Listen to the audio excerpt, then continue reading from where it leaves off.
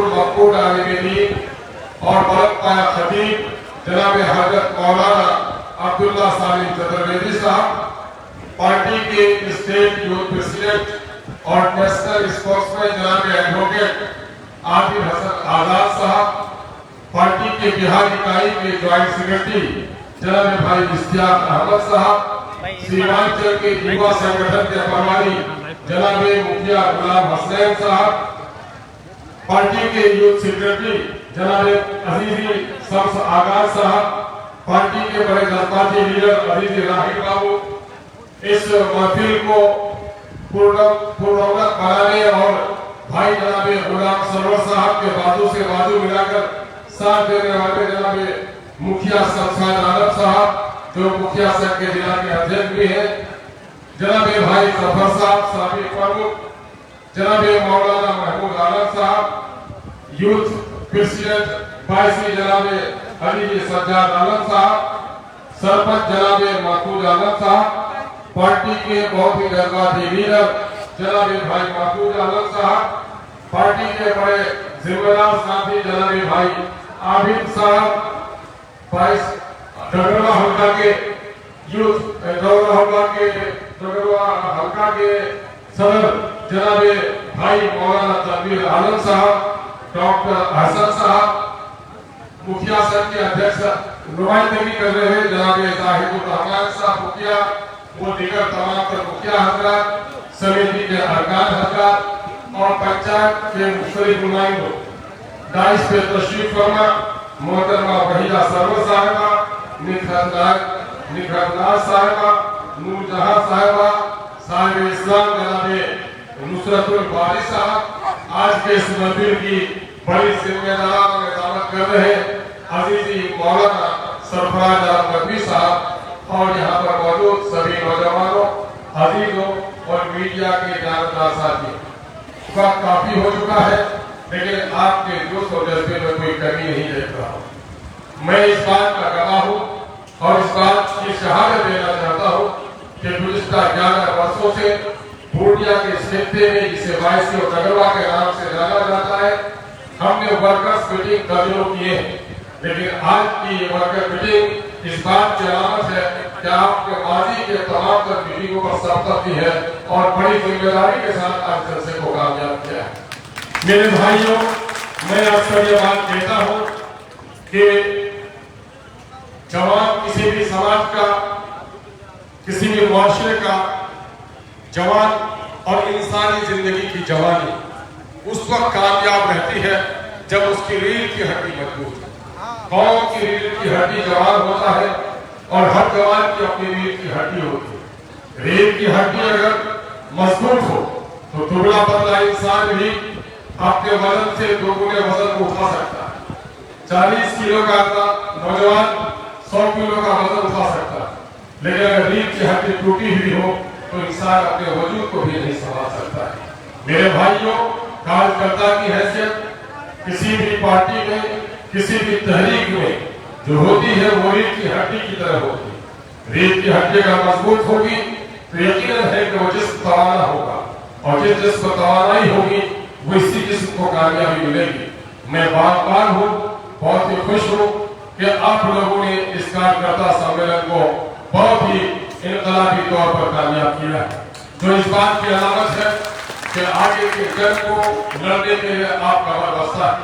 मैं आपको यकीन दिलाना चाहता हूँ कि इस वक्त हमेशी साहब के इनकलाबी सदा ने पूरी कौम को बेदार किया और बिहार के सिक्के सीमांचल में जिसके साथ जुल्म हुआ है, नाइंसाफी हुई है, नाबराबरी हुई है, लोगों ने नजरअंदाज किया है, उस इलाके में इनकलाब की चिंगारी फूटी है।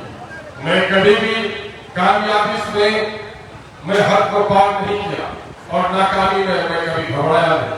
मुझे इस बात की खुशी है कि सीमांचल में एक नई इनकलाब की आवाज सुनाई दे रही है। हम लोग हक और हुकूक की बात करने लगे, अपने एमएलए से, अपने एमपी से सवाल करने लगे। हमारा वो नौजवान जो कल तक सवाल करने से घबराता था आज अफसरों से भी सवाल करता है। मुझे बड़ी खुशी होती है। मैं अमोर वैसा के लोगों का एहसानमंद हूँ क्योंकि उन्होंने मुझे इज्जत बख्शी है, लेकिन आज उसका कोई नौजवान मुझे रास्ता रोक कर सवाल पूछता है तो मैं समझता हूँ कि अख्तरुल-ईमान जीत गया, इससे कि अख्तरुल-ईमान फिर ज़बानों पर ज़बान है। मेरे भाइयों, इंसान की ज़बान को अल्लाह ने वो क़ुव्वत अता की है जो सारे जानवरों से उसे मुमताज़ करती है, इसलिए साहिब ज़बान होना चाहिए। मैं आपको यकीन दिलाता हूँ कि इस वक्त पार्टी की जितनी मेहनत गुलाम सरवर साहब ने की है, और मुझे अफसोस है इस वक्त मैं अपने कई पुराने साथियों को मेरी आंखें ढूंढ रही, न जाने क्यों, किस बिना पर वो नहीं आए। पार्टी के फैसले को फैसला समझना चाहिए।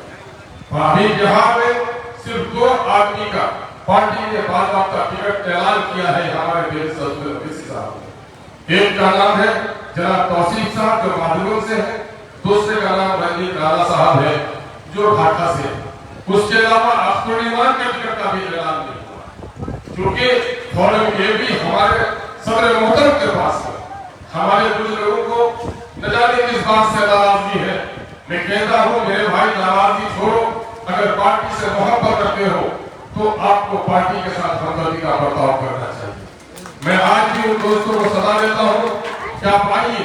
आज गुलाम सरवर साहब से मेरी मुलाकात हुई, आप जान रहे हैं 2015 में हम लोग साथ खड़े थे और आगे पार्टी बढ़ी थी, घर घर पार्टी का पैगाम गया था, पतंग का निशान आप तक पहुंचाने वाला खादिम उस वक्त यहाँ अगर कोई बढ़ चढ़ कर काम किया था तो उसका नाम भाई गुलाम सरवर था। 2020 में किसी में से टिकट नहीं मिला और उस वक्त नाराज हो गए। हमारे दोनों दोस्त उम्मीदवार थे, भाई साहब साहब भी थे, भाई गुलाम सरवर साहब भी थे। मैंने इन दोनों को कहा आप दोनों अपने में फैसला कर लो और दोनों के में से जो कोई आओगे तो मैं उसकी सिफारिश करूंगा, लेकिन 2 बिल्ली की लड़ाई में बनकर रोटी छीन कर लेकर चला और नतीजा ही होगा कि आज तक उसका खमियाजा हमको भुगतना हुआ। फिर मैं एक सलाह यहाँ से देना चाहता हूँ। मैंने बिहार के इस खित्ते का बड़ा मुताला मुशाहिदा किया है। मैं तकरीबन आज 45 सालों से समाजी एतबार से मुतहरिक हूँ और 25 सालों से एक्टिव पॉलिटिक्स में हूँ। मैंने इस इलाके की बेबसी देखी, मैंने इस इलाके में दलालों को लोगों को लूटते हुए देखा है, डाकुओं का चलन भी देखा है, जागीरदारों का जुल्म भी देखा है, गरीबों की बेबसी भी देखी है, यतीमों की लाचारी भी देखी है। यही वजह है मुझे लोग कहते हैं कि अख्तरुल-ईमान तुम तकरीर बेहतर करते हो। मैंने कहा खुदा की कसम मैं तकरीर कैसी करता हूँ ये तो फैसला आप करेंगे, लेकिन मैं मुआशरे की दर्द का तर्जुमान हूँ, मैं तो उसके दर्द को बयान करता हूँ। इसलिए कि इन हालात को मैंने जो मुताला किया, मैंने जो मुशाहिदा किया है कि सीमांचल बेबस क्यों है, सीमांचल लाचार क्यों है, मुल्की सतह पर मुसलमान कमजोर क्यों है, मुल्की सतह पर दलित कमजोर क्यों है, तो मेरे भाई एक सबब नहीं, कोई एक जख्म नहीं। आप कहेंगे कि हमारे एमएलए और एमपी नहीं बनते, हमारे एमएलए और एमपी को वजीर बनने नहीं दिया जाता, शायद इसी वजह से हम गरीब हैं। हाँ मेरे भाई, आपके इस बात का मैं इनकार नहीं कर सकता, लेकिन हमारी जिंदगी सिर्फ सियासत में नहीं है, हमारा एक सियासी, हमारा एक समाजी वजूद भी है, हमारा एक तालीमी वजूद भी है, हमारा एक मुआशी वजूद भी है। हम माली एतबार से कैसे हैं, तालीमी एतबार से कैसे हैं, समाजी एतबार से कैसे हैं और सियासी एतबार से कैसे हैं। अब तक हमने अपने पिछड़ेपन, अपनी पसमानदगी को सिर्फ हमने सियासी पसमानदगी समझा, लेकिन ये नहीं समझा कि हमारे तालीमी इदारे बर्बाद हो रहे हैं, इसका जिम्मेदार कौन है।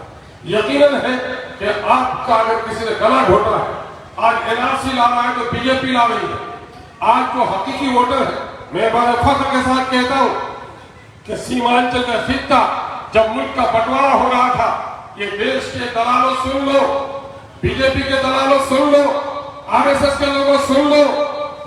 मैं कहता हूं बीजेपी का लीडर जब यहाँ आता है गिरिराज, तो हमारे लोग की दाढ़ी टोपी मस्जिद के मीनारा को देख उसे पाकिस्तान।